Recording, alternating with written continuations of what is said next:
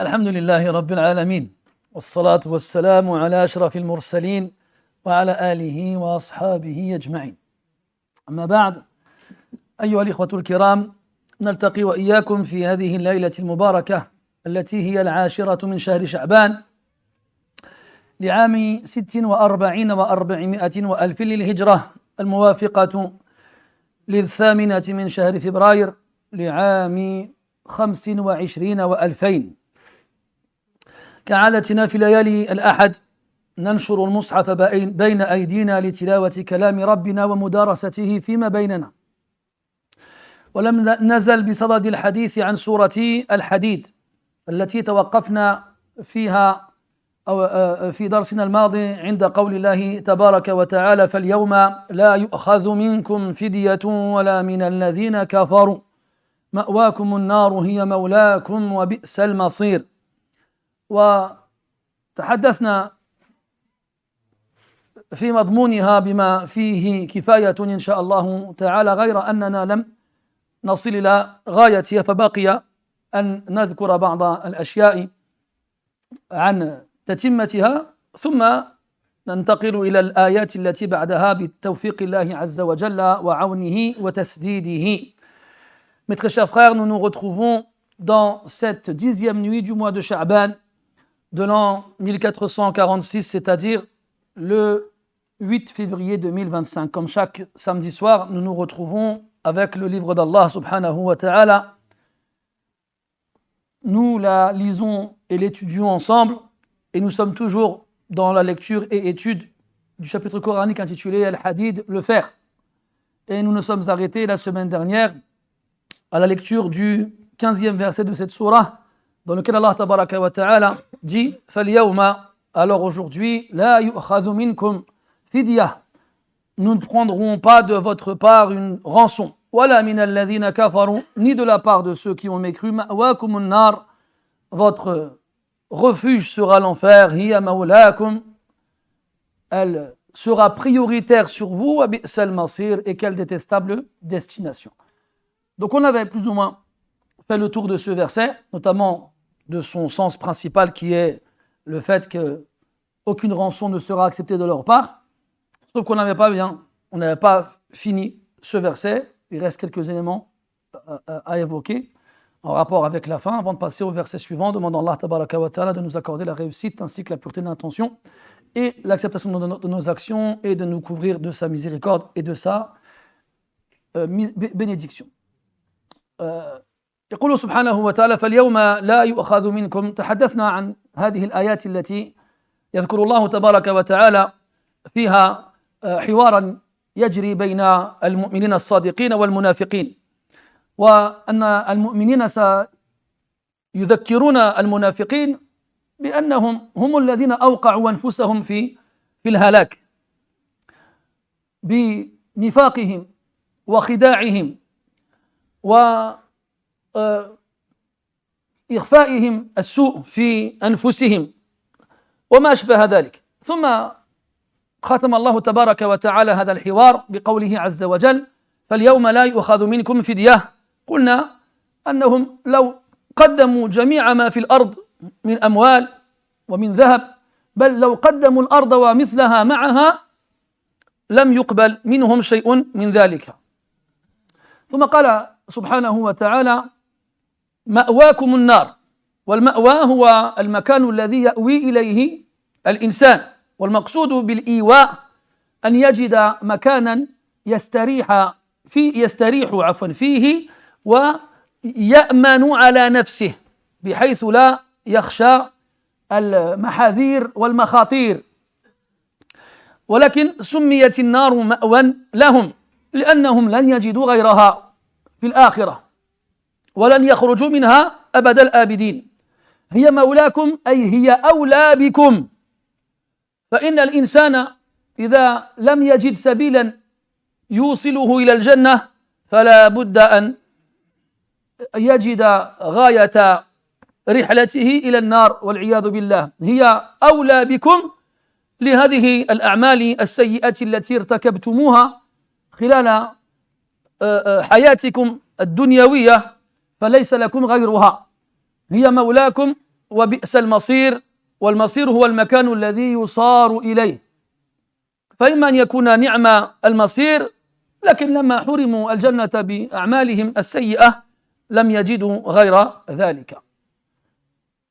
Donc Allah Ta'ala clôture ce verset avec cette parole qui leur est adressée, c'est-à-dire aux hypocrites, comme quoi aucune rançon ne sera acceptée de leur part, quelle qu'elle soit. Donc Allah Azza wa Jal nous a raconté ce dialogue qui va avoir lieu entre les croyants et les hypocrites, et comment les croyants vont leur rappeler que ce qui leur arrive, le fait qu'ils soient privés de lumière et qu'ils ne puissent pas pénétrer cette barrière qui s'est interposée entre eux et les gens du paradis, et qu'ils ne puissent pas aller au paradis, tout ça, c'est leur faute. C'est eux qui ont fait tout ça. وَلَكِنَّكُمْ يَرْتَبْتُمْ وَتَرَبَّصْتُمْ إِلَى غَيْرِ ذَلِكَ. Tout ce qu'ils ont évoqué dans le verset suivant. Donc ils ont eu des doutes et ils attendaient que la roue tourne, etc., etc. Et ils sont donc les seuls responsables de ce qui leur arrive et ils ne peuvent pas s'en prendre à quelqu'un d'autre pour cela. Puis Allah Ta'ala dit فَالْيَوْمَ لَا يُخَذُ مِنْكُمْ فِدْيَةٌ وَلَا مِنَ الَّذِينَ كَفَرُوا, ni de votre part ni de ceux qui ont mécru, ni vous ni les autres. À ce moment-là, vous êtes au même stade. Et ça nous rappelle le verset où Allah Ta'ala dit Inna Allah jami'ul munafiqina wal kafirina fi jahannama jami'a. Allah il va réunir les hypocrites et les mécréants tous ensemble en enfer, wal iyadhu billah. Et pire que ça, les hypocrites seront dans le plus bas degré de l'enfer. Innal munafiqina fi darki al-asfali minan nar, fi darki al-asfali minan nar. Ils seront dans le plus bas degré de l'enfer, wal iyadhu billah. Puis il dit subhanahu wa ta'ala ma'wakumun nar. Al-ma'wa, on traduit ça en français par le refuge. Et al-ma'wa, c'est l'endroit justement où on se retire pour se reposer, pour se coucher, pour dormir. Le hadith, إذا أوى أحدكم إلى فراشه فليقرأ آية الكرسي. الحديث. Donc lorsque l'un d'entre vous se réfugie, se rend auprès de son lit afin de se coucher. Donc al-ma'wa, c'est l'endroit vers lequel on se rend pour se sentir en sécurité et pour se reposer. Et ça, bien sûr, c'est ironique, car les gens de l'enfer ne connaîtront aucun repos. Mais ça veut dire qu'ils n'auront aucune autre destination possible. S'ils ne peuvent pas aller au paradis, et le paradis leur a interdit à cause des péchés qu'ils ont accomplis ici-bas, ils n'auront pas d'autre destination possible que l'enfer. C'est ça la réalité absolue dans l'au-delà, c'est soit le paradis, soit l'enfer. Il n'y a pas d'autre solution possible. Fariqun fil jannah wa fariqun fis sa'ir. Ni plus ni moins. Et ma'wakumun nar hiya mawlakum. Mawla ici, ça vient du nom, du pronom superlatif awla. Et al-awla, c'est celui qui est prioritaire. Prioritaire sur quelqu'un ou quelque chose. Donc l'enfer est prioritaire sur eux que qui que ce soit d'autre ou quoi que ce soit d'autre. D'ailleurs, Allah tabaraka wa ta'ala dans le hadith, dans lequel le paradis et l'enfer se sont plaints à Allah azza wa jal, du fait que le paradis ne sera peuplé que des pauvres et des faibles, et l'enfer ne sera peuplé que des tyrans et des orgueilleux. Alors Allah Ta'ala leur a dit à chacun d'entre eux, tu es ma miséricorde, et il a dit à l'enfer, tu es mon châtiment, et il a dit, wali kullin minkuma mil'uha. Et chacun d'entre vous sera plein. Et chacun d'entre vous sera plein. Et kadhalika, l'enfer a été chargé de certaines catégories de personnes. Comme في الحديث الآخر وكلت بثلاثة بمن جعل مع الله إلها آخر وبكل جبار عنيد وبالمصورين.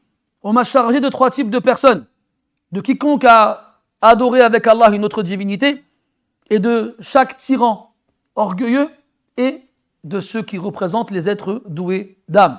Et bien sûr, quand il dit cela, ça ne veut pas dire que ce sont les seuls qui iront en enfer. Mais parmi ceux qui iront en enfer, l'enfer a été chargé de ces 3 catégories spécifiquement. Al-Maqsoud, c'est que l'enfer a reçu de la part d'Allah Azza wa Jal la promesse qu'elle sera pleine et qu'elle sera peuplée par certaines catégories de personnes. Et parmi eux, parmi les hypocrites.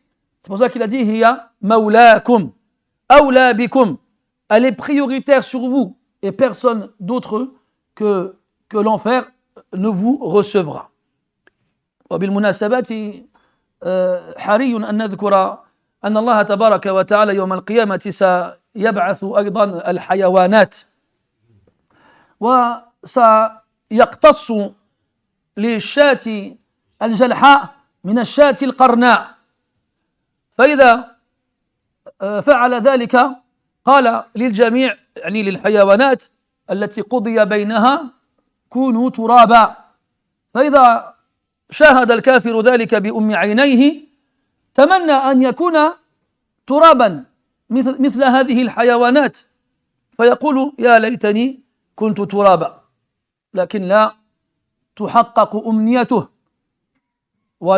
ولن يصير ترابا بعد أن كان، فقد كان ترابا مرتين قبل خلقه الأول وبعد موته، فلن يكون ترابا بعد ذلك أبدا، بل يموت ولا يستريح من موتته هذه ويحيا ولا يتمتع بحياته هذه، لا يموت فيها ولا يحيا، ويأتيه الموت من كل مكان وما هو بميت، كلما نضجت جلودهم بدلناهم جلودا غيرها ليذوقوا العذاب. Quand on dit que l'enfer aura la priorité sur eux, il est intéressant de citer à l'occasion le fait que le jour de la résurrection, Allah tabaraka wa ta'ala ressuscitera aussi les animaux. Et il jugera entre eux, c'est-à-dire que la bête qui a été victime d'injustice de la part d'une autre bête, Allah donnera à la victime d'injustice le moyen d'obtenir gain de cause.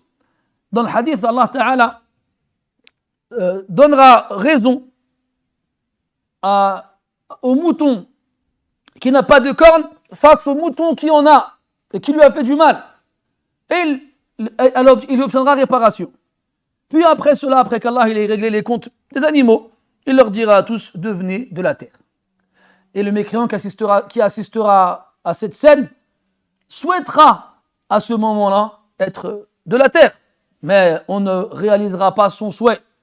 Il n'aura pas d'autre choix que de vivre pour l'éternité et de finir en enfer à jamais. Et il a été de la terre avant d'être créé. Et il a été de la terre après sa mort. Et il ne redeviendra plus jamais de la terre. Il ira en enfer, un endroit où il mourra une mort qui le débarrassera, ni il vivra une vie où il sera heureux. Comme Allah dit dans le verset, La yamutu fiha wa la yahya. Ni il y mourra, ni il y vivra. Et dans d'autres versets, il dit, Wa ya'tihi al-mawtu min kulli makan. Et la mort lui viendra de toutes parts. Wa ma huwa bimayyit. Mais il ne sera pas mort. Et dans notre verset, Allah Ta'ala dit, Kullama nadijat juluduhum. À chaque fois que leur peau sera carbonisée, Kullama nadijat juluduhum baddalnahum juludan ghayraha. Nous la remplacerons par d'autres peaux afin qu'ils goûtent au châtiment. Hiya mawlaakum wa bi'sal masir. Et quelle détestable destination al-masir, c'est l'endroit où on se rend. C'est pour ça qu'on a la bonne destination et on a la mauvaise destination, la détestable destination. Et il n'y a aucun doute qu'il n'y a pas pire comme destination que de finir en enfer. A'adana Allah wa iyyakum min harriha. ثم قال سبحانه وتعالى بعد ذلك مخاطبا المؤمنين فقال عز وجل ألم يأن للذين آمنوا أن تخشع قلوبهم لذكر الله وما نزل من الحق.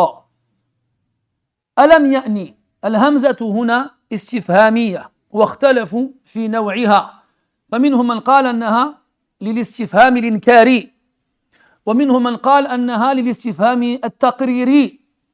والاستفهام الإنكاري إذا جمع بلام الحرف الذي يقلب المضارع إلى الماضي يجعل الفعل بعدهما ماضيا مثبتا. قال ألم يأني، والفعل آن يأني أو أنا عفوا يأني، أي ألم يحن الوقت، ألم يأني.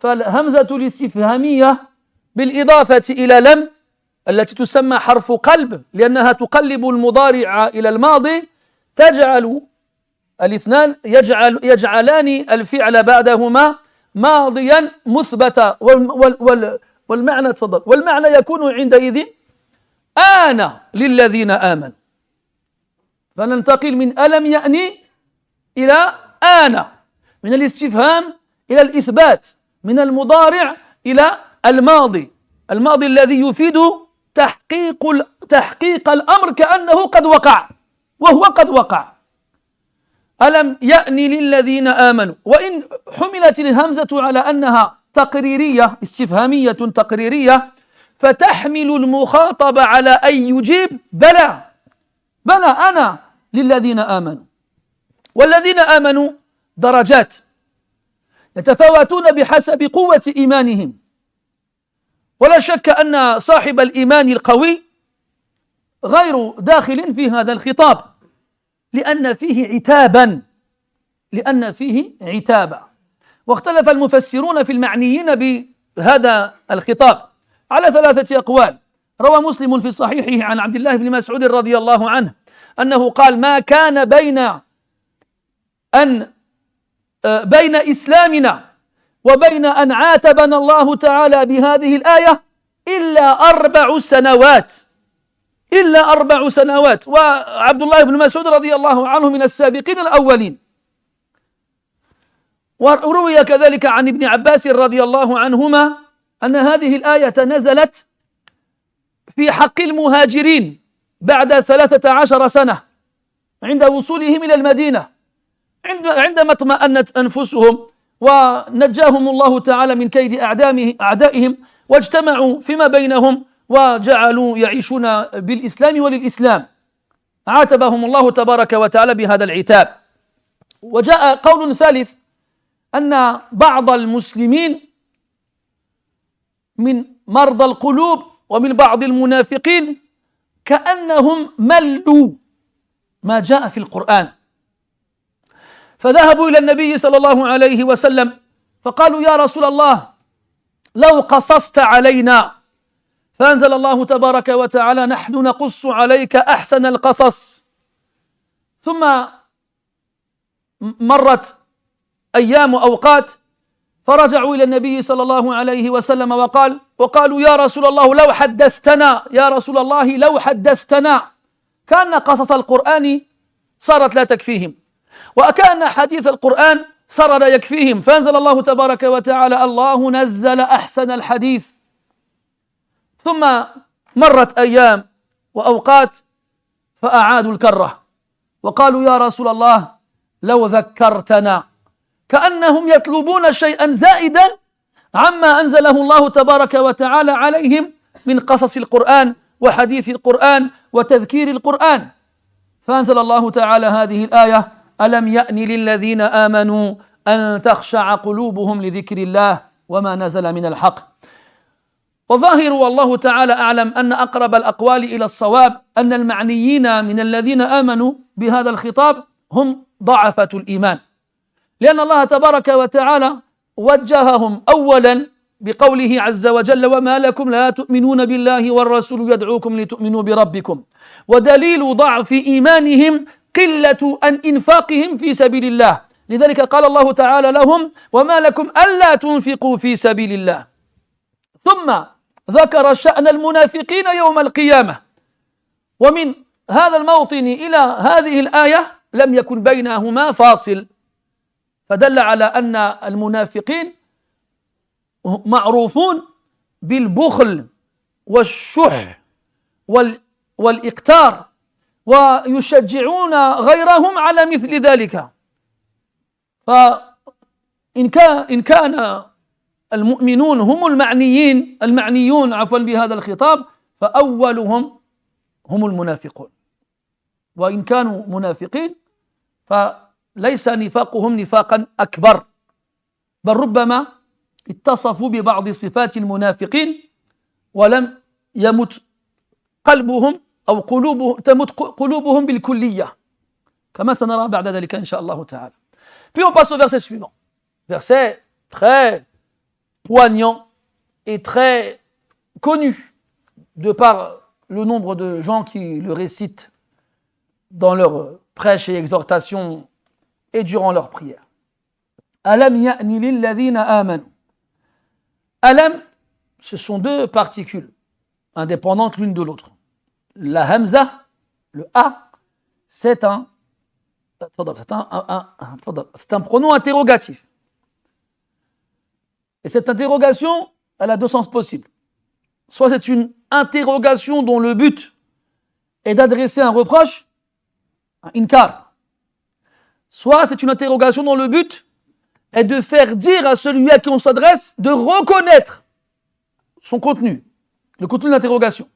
Un peu comme quand un parent découvre que son enfant a fait une bêtise, il lui dit « C'est toi qui as fait ça? Est-ce que c'est toi qui as fait ça ?» Il lui pose la question pour qu'il reconnaisse. Mais lui, c'est déjà que c'est lui qui a fait ça. Puis on a l'em. L'em, c'est un préfixe qui indique la négation, mais pas que.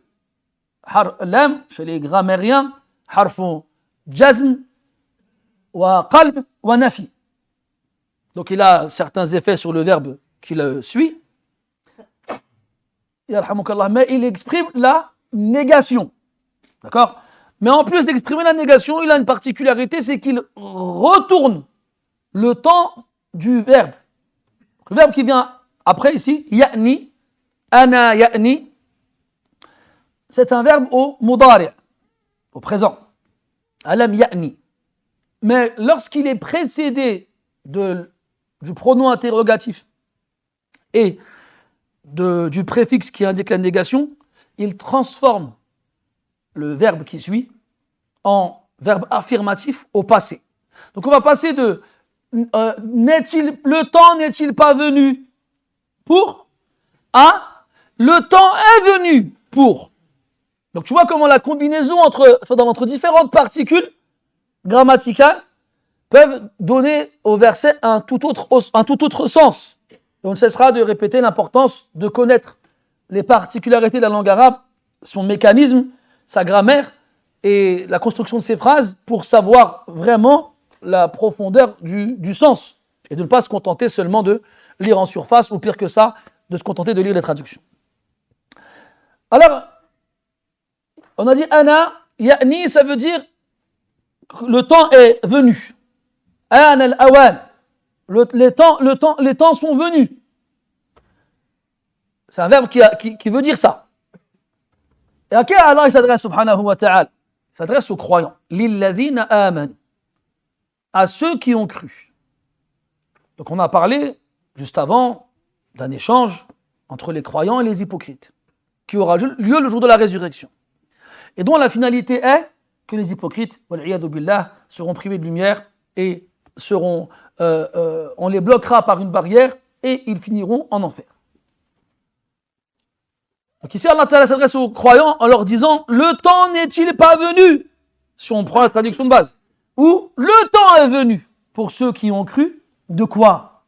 An takhsha'a qulubuhum wal khushu'u lughatan an-nuzul was-suful wa minhu qawlu Allah Ta'ala wa min ayatihi annaka tara al-arda khashi'ah ay nazilah fa idha anzalna 'alayha al-ma'a ihtazzat ومنه قوله تبارك وتعالى وتراهم يعرضون عليها خاشعين من الذل أي متواضعين إلى غير ذلك. الخشوع en arabe, Allah il a dit ici أن تخشع قلوبهم. Le temps n'est pas venu pour ceux qui ont cru. Je me suis précipité, j'arrive. Attends, on reste sur Alladhina amanu. Alladhina amanu, qui sont-ils ici? C'est qui ces croyants à qui Allah il s'adresse? Là il y a beaucoup de divergences chez les exégètes. L'imam Muslim rahimahullah ta'ala il rapporte d'après Abdullah ibn Mas'ud radiyallahu anhu qu'il a dit, en sachant que Abdullah ibn Mas'ud radiyallahu anhu fait partie des premiers à s'être convertis à l'islam. Il dit, il n'y a pas eu entre notre conversion à l'islam et le moment où ce verset a été révélé plus de 4 ans qui sont passés. 4 ans seulement. Et déjà Allah il les reproche une certaine chose, comme on le verra par la suite. Ça, c'est le premier avis. Comme quoi, les premiers visés par ce verset sont les premiers croyants à avoir embrassé l'islam aux côtés du prophète sallallahu alayhi wa sallam. Le deuxième avis est rapporté par Ibn Jarir, rahimahullah, d'après Abdullah ibn Abbas, radiyallahu anhuma, comme quoi il a dit que ce verset a été révélé après que les émigrés se soient installés à Médine, après 13 ans après le début de la révélation. Les croyants qui ont vécu à la Mecque les premières années de la révélation et qui ont subi les persécutions de leurs ennemis et qui ont dû même quitter la Mecque pour l'Abyssinie, certains d'entre eux, et qui ont subi je ne sais combien de tortures et autres, ils arrivent à Médine et alhamdulillah, l'ambiance elle change totalement. Plus de persécution. Ils sont entre eux. Ils peuvent prier librement, sans craindre que quelqu'un leur fasse quoi que ce soit. Et donc là, on pourrait se dire que naturellement, il va y avoir un certain relâchement. Et c'est ce relâchement qui est visé par le reproche. Donc la deuxième éventualité, c'est que ce sont des croyants après leur installation à Médine, après l'émigration. Le troisième avis, c'est que ça fait référence aux croyants qui étaient à Médine, mais qui ne font pas partie des premiers qu'on a évoqués. Des croyants dont la foi était faible, dont le cœur est malade, et certains qui étaient même touchés par l'hypocrisie. Pourquoi est-ce qu'on dit ça? Il a été rapporté que ces personnes-là, qui sont caractérisées ainsi, ont été voir le prophète, alayhi salatu wassalam, et lui ont demandé de leur raconter des histoires. Ils lui ont dit, raconte-nous des histoires. Alors Allah Ta'ala, il révèle dans le Coran, Nahnu naqussu alayka ahsan al-qasas. C'est nous qui te racontons les meilleures des histoires. Il y a déjà les meilleures des histoires dans le Coran. Pourquoi tu en veux d'autres? Alors, quelques temps plus tard, ils sont venus voir le prophète, alayhi salatu wassalam, et lui ont dit, parle-nous, dis-nous des choses. Alors Allah il révèle dans le Coran, Allahu nazzala ahsan al-hadith. Allah a fait descendre la meilleure des paroles. Un peu plus tard, ils sont revenus encore une fois à la charge et ils ont dit au prophète, alayhi salatu wassalam, fais-nous le rappel, rappelle-nous, avec des exhortations ou autres. Et là, Allah il révèle ce verset. Alam ya'ni lilladhina amanu an takhsha'a qulubuhum. Et il apparaît, wallahu a'lam, quand on se focalise sur le contexte des versets de cette sourate, en partant du début jusqu'à ce passage-là et jusqu'à la fin, après aussi, on voit qu'il y a un centre autour duquel elle tourne et qu'on vise spécifiquement des gens. Et que ces gens-là sont des croyants. Mais leur foi est à revoir. Quand on revient au premier reproche qui est fait dans la sourate, وَمَا لَكُمْ لَا تُؤْمِنُونَ بِاللَّهِ وَالرَّسُولُ يَدْعُوكُمْ لِتُؤْمِنُوا بِرَبِّكُمْ. Qu'avez-vous à ne pas croire en Allah alors que le messager vous appelle à croire en votre Seigneur? Puis après Allah il leur reproche de ne pas dépenser leur argent dans le sentier d'Allah subhanahu wa ta'ala. وَمَا لَكُمْ أَلَّا تُنْفِقُوا فِي سَبِيلِ اللَّهِ. Qu'avez-vous à ne pas dépenser dans le sentier d'Allah? Et on sait que les hypocrites sont beaucoup définis dans le Coran, décrits dans le Coran comme étant des gens avares, des pingres, des radins qui ne veulent pas dépenser leur argent, ils veulent le garder pour eux et en plus de ça, ils s'efforcent de convaincre les gens autour d'eux d'en faire autant. Alladhina yabkhaloun wa ya'muruna an-nasa bil bukhl, comme on verra après à la fin de la sourate inchallah. Ceux qui sont avares et qui ordonnent aux gens d'en faire autant. Hum alladhina yaquluna la tunfiqu ala man 'inda rasulillahi hatta yanfaddu. Ce sont eux qui disent ne dépensez pas votre argent pour ceux qui sont auprès du prophète, alayhi salatu, jusqu'à ce qu'ils se lassent et qu'ils finissent par partir d'eux-mêmes. Donc l'hypocrite, il est connu pour son avarice. Il ne veut pas donner. Et il ne donnera que s'il n'a pas d'autres moyens. Et quand il donne, son cœur, il est sur le point de se rompre d'amertume et d'aversion. وَمَا يُنْفِقُ وَلَا يُنْفِقُونَ إِلَّا وَهُمْ كَارِهُونَ. Donc Allah, il leur reproche de ne pas donner leur argent fi sabilillah.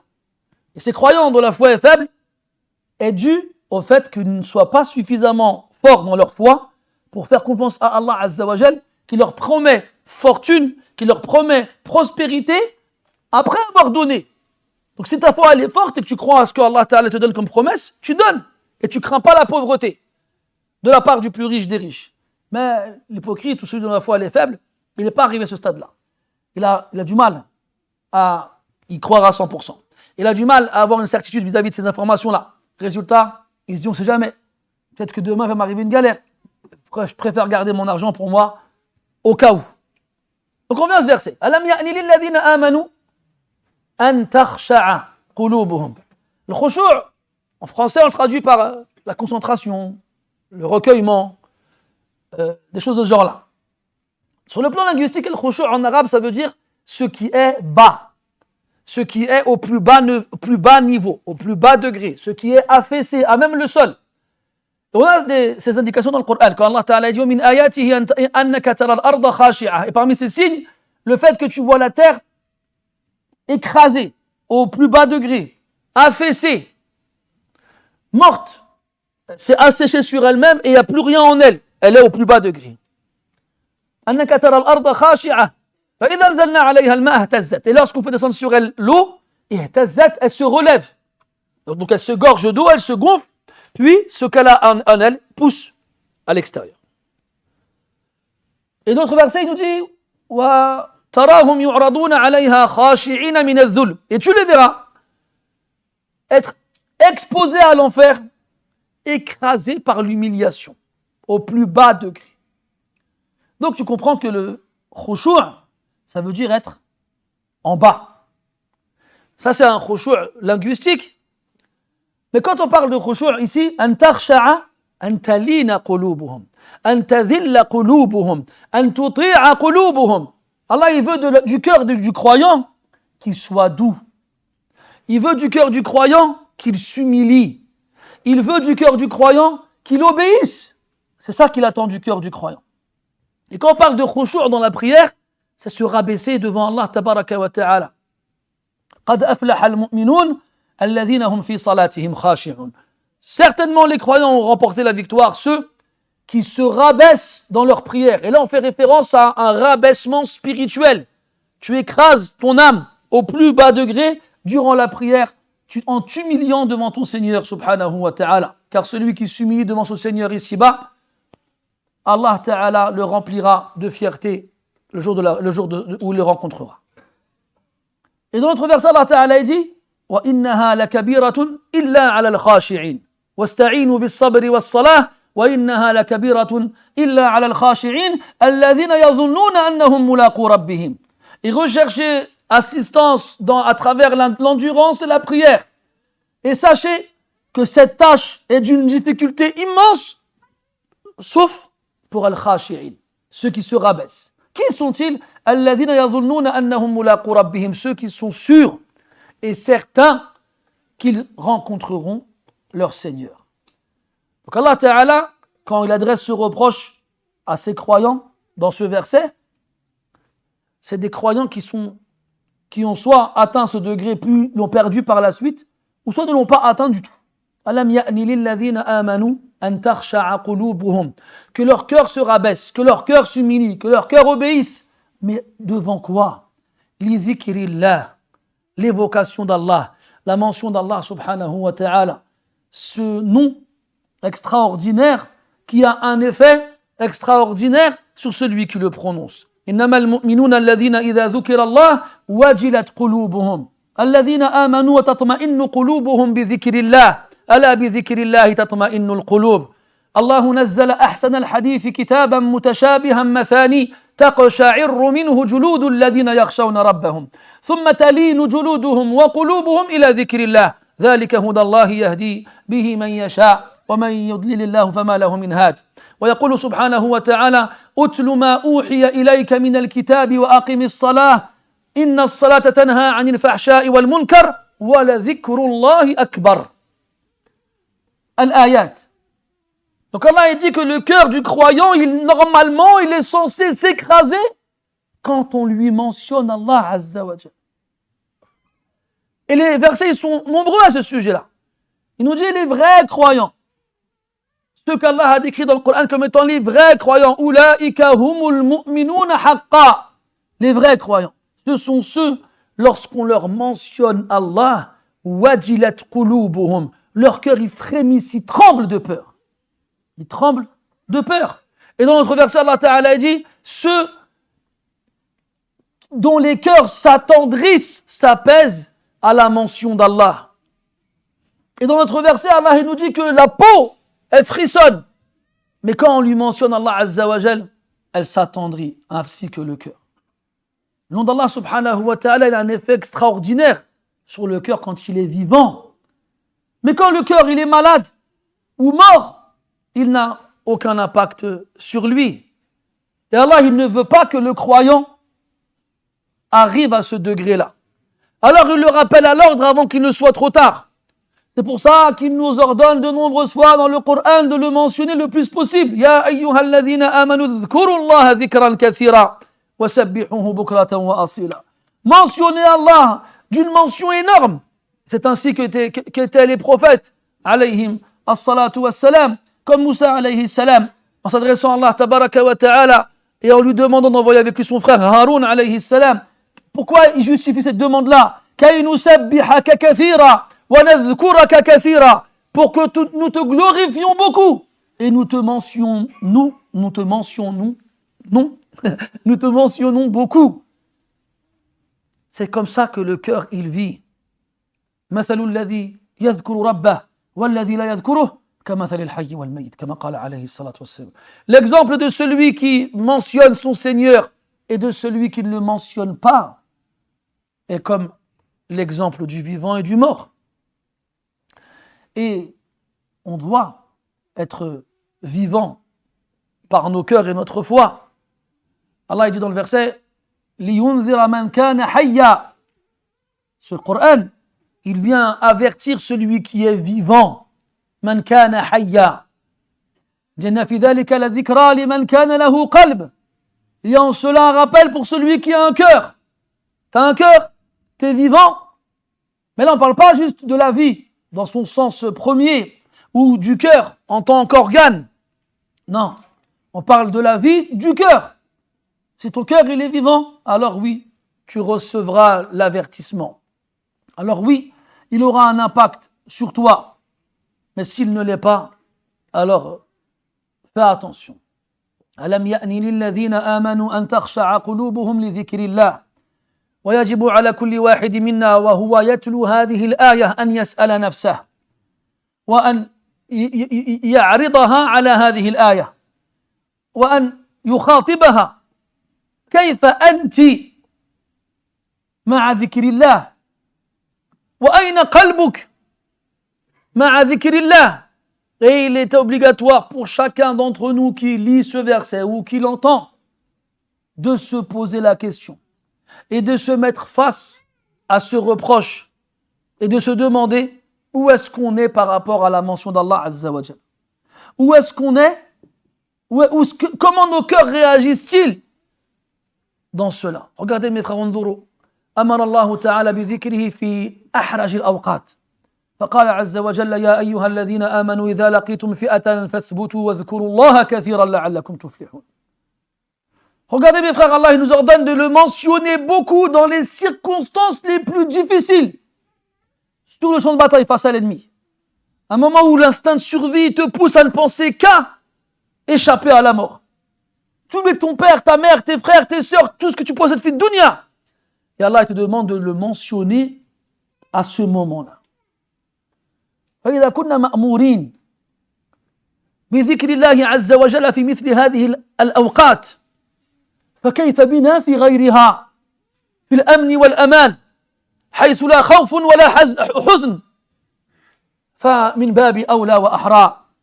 Si Allah nous ordonne subhanahu wa ta'ala de le mentionner beaucoup sur le champ de bataille face à l'ennemi alors que la mort nous pointe du doigt, à votre avis, comment on doit le mentionner quand tout va bien et qu'on ne craint rien et qu'on n'a pas à craindre qu'un ennemi s'abatte sur nous pour nous exécuter?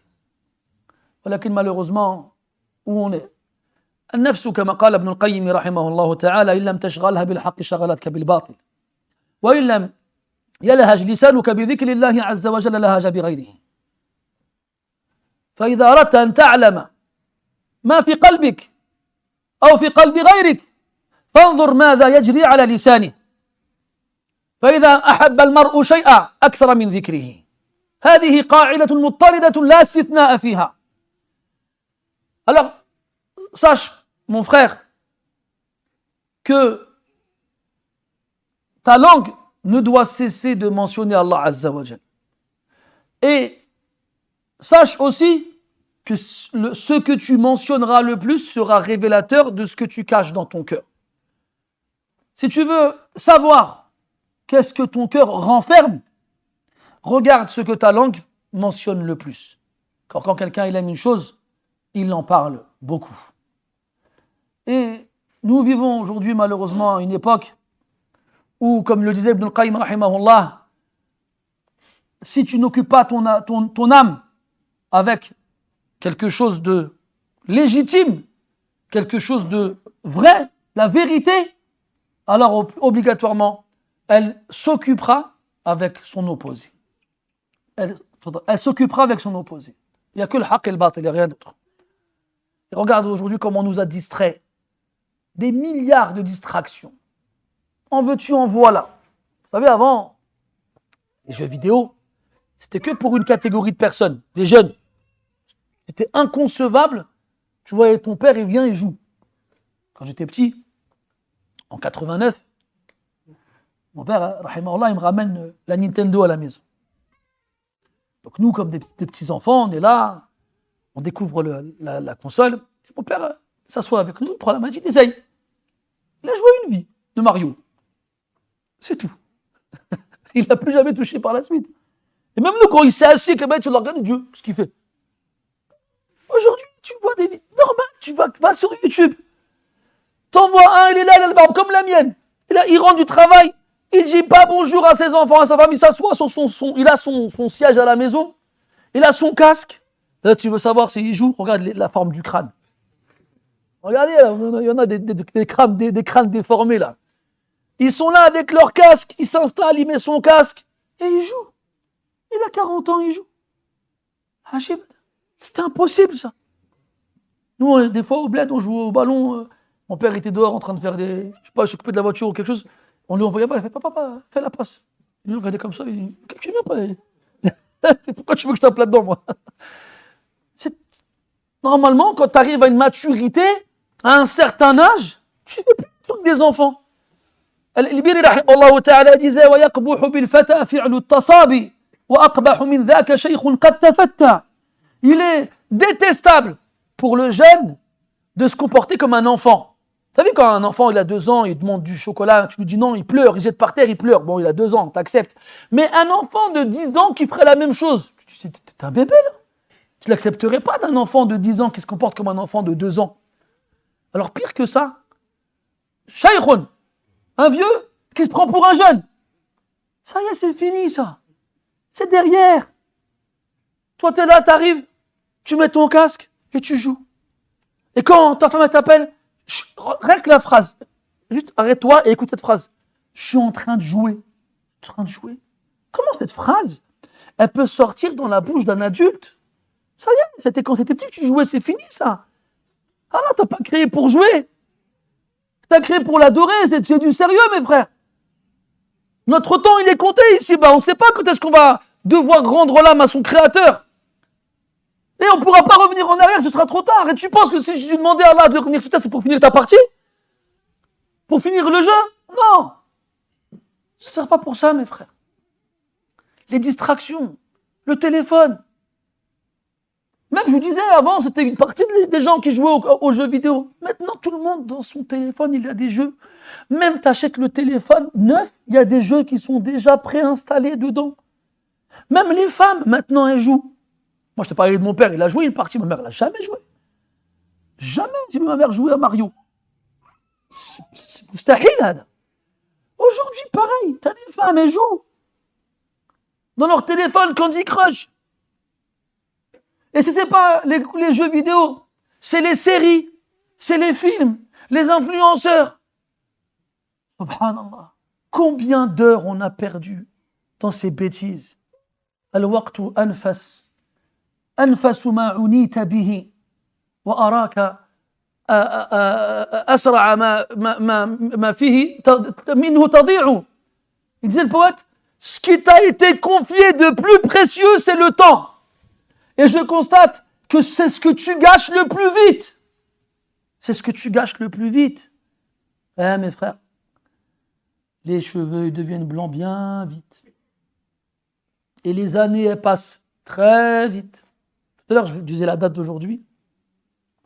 Ça vous, je sais pas pour vous, moi ça me choque quand je dis 2025. Franchement, à chaque fois, ça me fait quelque chose. Je sais pas, on vous rendez pas compte, on est en 2025. Quand on était petits, nous, en primaire, vous savez, je vous raconter ça, quand j'étais en CM2, j'étais en 89, notre prof, elle nous a dit, il y a un concours, le dessin, il faut faire dans toutes les écoles, dessiner la voiture du futur. C'était quoi le futur?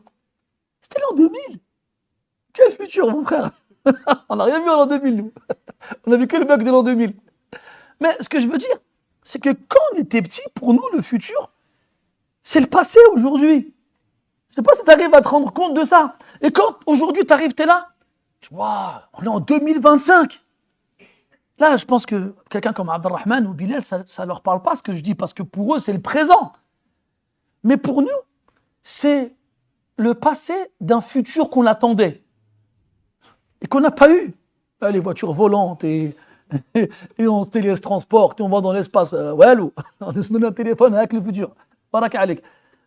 Tout ça pour dire que le temps, il passe à une vitesse extraordinaire. Et il attend personne. Et toi, tu es là en train de prendre de l'âge, au lieu de te dire, ça y est, ma barbe, elle a blanchi. Je suis plus proche de la fin que du début. Je vais me mettre dans l'ibada, je vais me mettre dans le Coran, je vais faire mon hajj, je vais faire ma zakat, je vais rattraper mon retard. Non. Tu continues à t'amuser. Tu continues à t'amuser. Alam ya'ni lilladhina amanu an takhsha'a qulubuhum. Et quand tu lis le Coran, ça te fait rien. Ça te fait pas trembler le cœur. Ça te fait pas vibrer la peau. Ça te fait pas couler tes larmes. Et les années passent après les unes après les autres. Et tu viens à la mosquée, tu fais un ramadan après un ramadan et tu as entendu le Coran lu entièrement du début à la fin pendant Tarawih. Tu n'as pas raté une seule nuit. Des années consécutives. Et pas une seule fois, ça t'a fait quelque chose. Pire que ça, ça t'a lassé. À un moment, tu étais debout, en train de prier derrière l'imam, et peut-être qu'il a lu plus lentement que d'habitude. Tu t'es dit, oh, il abuse là. Mais jamais tu t'es dit, en regardant un film qui durait 3 heures, ou en jouant une partie pendant des heures, ou en assistant à un match, pendant je ne sais combien de temps, jamais tu t'es dit, oh, c'est trop long. Voilà, que si tu devais payer pour que ça dure plus longtemps, tu aurais payé. Et tu payes déjà. Tu payes. Les années passent, tu viens à la mosquée. Tous les ans, au mois de Sha'ban, au mois de Rajab, t'entends dans les mosquées, les frères, c'est bientôt le Ramadan, préparez-vous. Le Ramadan, il arrive. T'entends ça?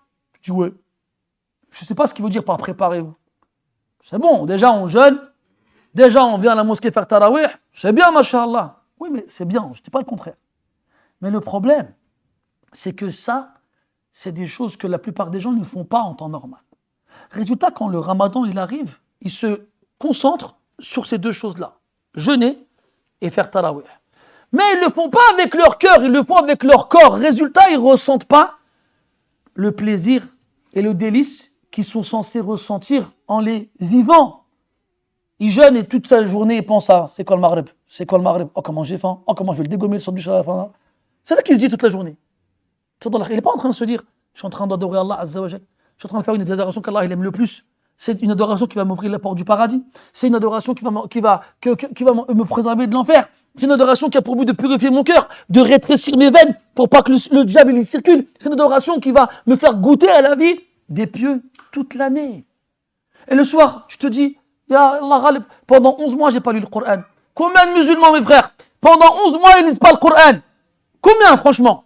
Si on faisait un sondage dans les mosquées, je ne dis même pas à l'extérieur des mosquées, et on demande aux gens qui viennent régulièrement, c'est quand la dernière fois que tu as lu le Coran en entier? Je vous assure que beaucoup d'entre eux nous diraient, c'était le Ramadan. Tu lis le Coran juste une fois par an, et même en le lisant une fois par an, il ne te fait rien. Ton but, c'est juste de déchiffrer les pages, de passer du début à la fin.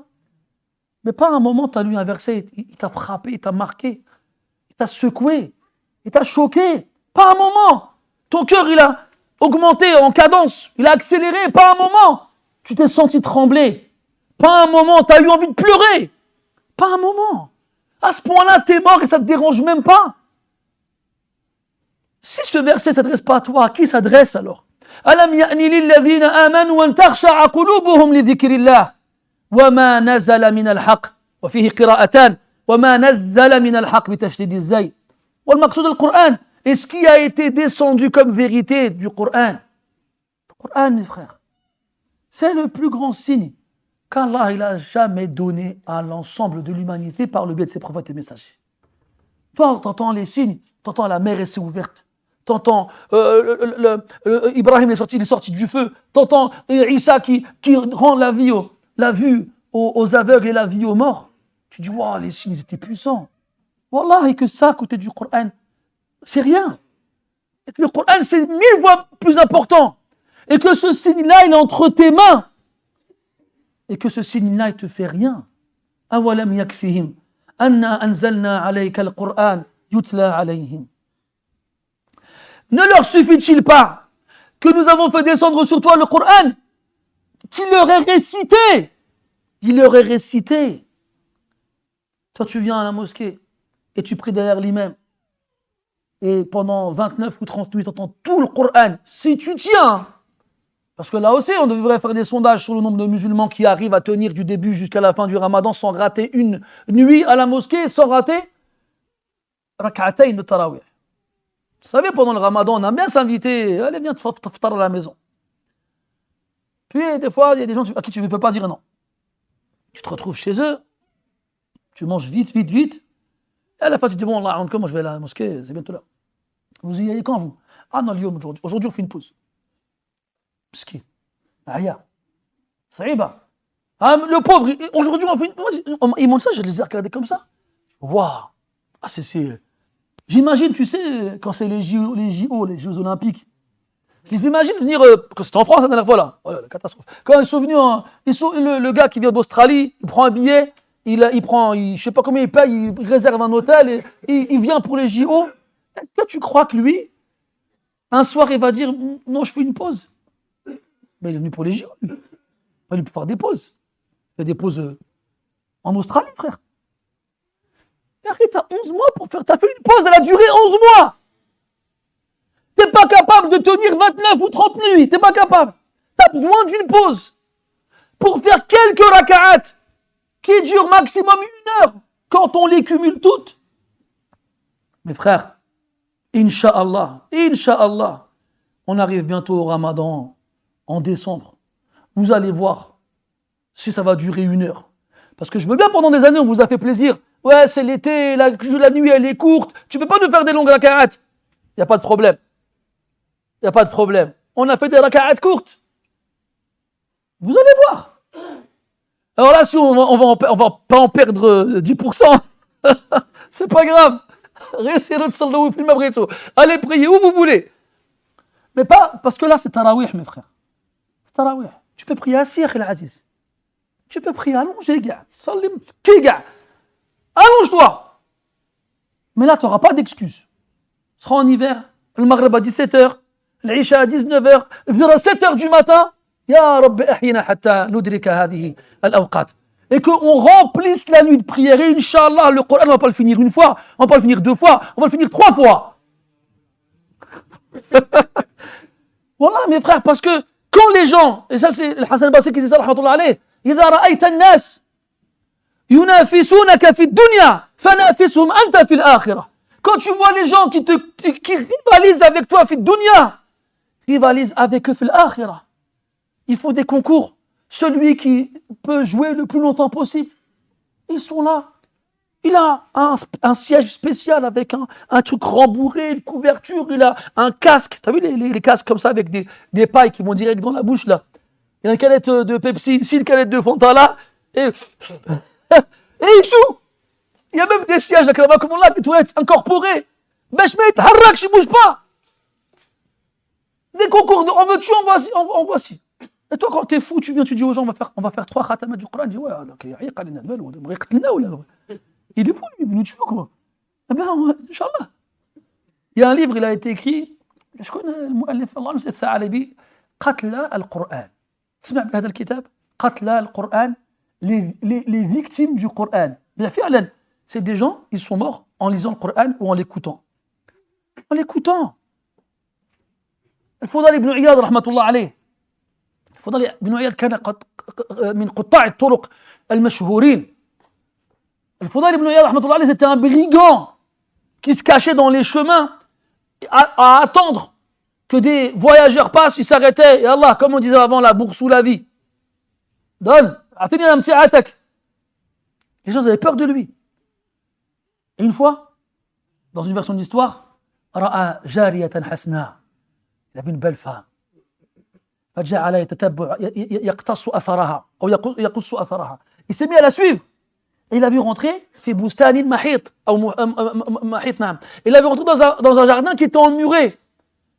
Donc lui, la porte elle est fermée, il ne peut pas rentrer à l'intérieur. Qu'est-ce qu'il fait? تسلق الجدار. Il a comment on dit, escaladé le mur. Et il la cherche comme ça. فين هاد المرأة دي؟ فين مشات؟ فين تخبأت؟ Elle est où? Elle s'est cachée où? Et là, il la perd de vue. Et d'un coup, il entend une voix. Il suit la voix et il voit que c'est un homme, il est en train de prier tout seul, dans la nuit, au milieu de nulle part, dans ce jardin où il y a des murs. Alors il l'écoute comme ça, et il entend quoi? ألم يأن للذين آمنوا أن تخشع قلوبهم لذكر الله وما نزل من الحق. Il entend ça, il dit بلى والله أنا يا رب. Il dit والله يا ربي, le temps il est venu. Un verset il a suffi pour le transformer. Il est descendu du mur et ça y est, son cœur il a décidé de plus jamais continuer le mal qu'il faisait. Alors il se met dans un coin pour passer la nuit et sans le savoir il tombe à côté d'un groupe de voyageurs qui est en train de discuter entre eux. Et un il dit à l'autre, faites attention, c'est ici que le Foudaïl traîne. C'est ici. Il dit quoi? Il dit les gens ils parlent de moi comme étant la pire des personnes. Wallah, ils vont parler de moi comme étant la meilleure des personnes. Et qu'est-ce qu'il a fait? Il a pris ses affaires et il est parti à Mecca. Et il est resté là-bas jusqu'à devenir le meilleur abid de Mecca et de Medina, jusqu'à ce qu'on l'a appelé Abidul Haramain. Il n'y avait pas quelqu'un qui adorait Allah plus que lui à la Mecque et à Médine, les endroits où les gens adorent le plus Allah subhanahu wa ta'ala. Ce verset là suffit à le transformer. Toi tu es là, tu l'entends tous les jours, enfin pas tous les jours, Allah, tu l'entends, marra. Qu'est-ce qui te fait? Qu'est-ce qui te fait? Qu'est-ce qu'il faut pour te transformer en fait? Qu'est-ce qu'il faut pour te faire prendre conscience? Qu'est-ce qu'il faut pour que tu comprennes qu'on est à une époque où on n'a jamais plus eu besoin de ce verset. وَلَا يَكُونُوا كَالَّذِينَ أُوتُوا الْكِتَابَ مِنْ قَبْلِ فَطَالَ عَلَيْهِمُ الْأَمَدُ فَقَسَتْ قُلُوبُهُم. Et qu'ils ne soient pas comme ceux à qui le livre a été donné avant. Ils ont senti le temps trop long, ils se sont lassés, mallou, ils se sont lassés. فَقَسَتْ قُلُوبُهُم. Et leurs cœurs se sont endurcis. فنعوذ بالله من قسوة القلوب ونسأل الله سبحانه وتعالى أن يبصرنا بذنوبنا وعيوبنا وأن يشغلنا بآخرتنا قبل دنيانا وأن يملأ قلوبنا بحب الآخرة ونسأله عز وجل أن يجعلنا ممن يحب لقاءه فيحب لقاءنا. اللهم آت نفوسنا تقواها وزكها أنت خير من زكاها أنت وليها ومولاها. اللهم ثبت حجتنا واقبل توبتنا وامحو حوبتنا وأجب دعوتنا واسلل سخيمة قلوبنا. اللهم متعنا بتقواك واجعل عملنا في رضاك واجعلنا نخشاك حتى كأننا نراك.